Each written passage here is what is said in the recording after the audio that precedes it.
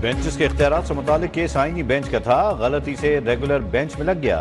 توہین عدالت کے نوٹس پر رجسٹرار سپریم کورٹ کی عدالت میں پیش ہو کر وضاحت۔ جسٹس منصور نے کہا، یہ کیس آپ سے رہ گیا اور ہمارے سامنے آ گیا، آخر اللہ تعالیٰ نے بھی کوئی منصوبہ ڈیزائن کیا ہی ہوتا ہے۔ کمیٹی چلتے ہوئے کیسز واپس لے تو عدلیہ کی آزادی تو ختم ہو گئی۔ چلتے ہوئے کیسز واپس لے تو عدلیہ کی آزادی ختم ہوئی۔ جسٹس عقیل عباسی نے پوچھا، یہ غلطی تھی تو عرصے سے جاری تھی، اب ادراک کیسے ہوا؟ ہماری جانب سے سماعت پر کم از کم آئینی ترمیم کا کیس تو مقرر ہوا، سماعت کل تک ملتوی، معاونت کے لیے اٹارنی جنرل طلب۔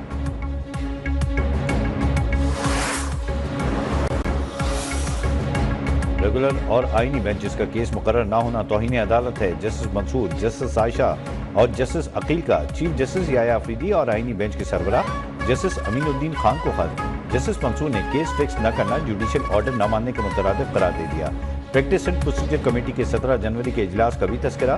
جسٹس منصور نے کہا، کمیٹی پہلے والا بینچ تشکیل دے کر 20 جنوری کو سماعت فکس کر سکتی ہے۔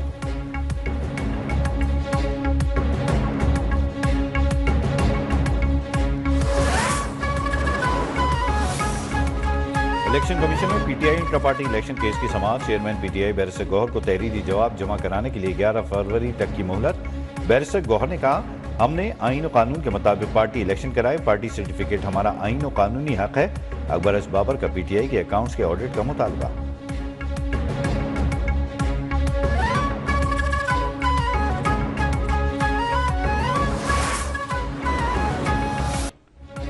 وزیر اعظم میاں شہباز شریف کی زیر صدارت وفاقی کابینہ کا اجلاس جاری۔ توشہ خانہ انتظام اور ضوابط اور قواعد 2025 کا ڈرافٹ پیش کیا جائے گا۔ بین المذاہب ہم آہنگی کی پالیسی اور مذہبی رواداری کی حکمت عملی کی منظوری بھی ایجنڈے کا حصہ۔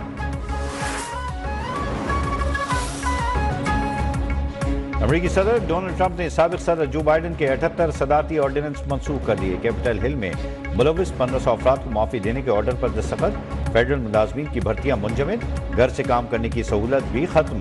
مصنوعی ذہانت، الیکٹرک کاروں کی فروغ سے متعلق آرڈیننس بھی کالعدم۔ امریکہ میں ٹک ٹاک کے خلاف کارروائی مؤخر۔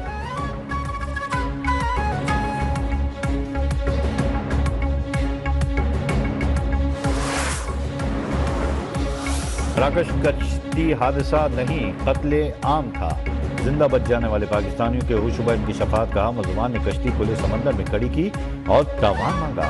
تاوان دینے والے 21 پاکستانیوں کو چھوڑ دیا گیا۔ بیشتر لوگ سرد موسم اور تشدد کے باعث ہلاک ہوئے۔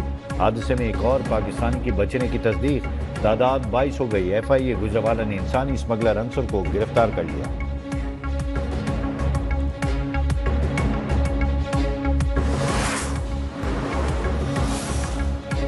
وفاقی حکومت کی عدم توجہی، پاکستان ٹیلی ویژن تاریخ کے بدترین مالی بحران کا شکار۔ قومی نشریاتی ادارہ اربوں روپے کے خسارے سے دوچار۔ نامساعد انتظامی اور مالی حالات کے باعث ملازمین کا برا حال۔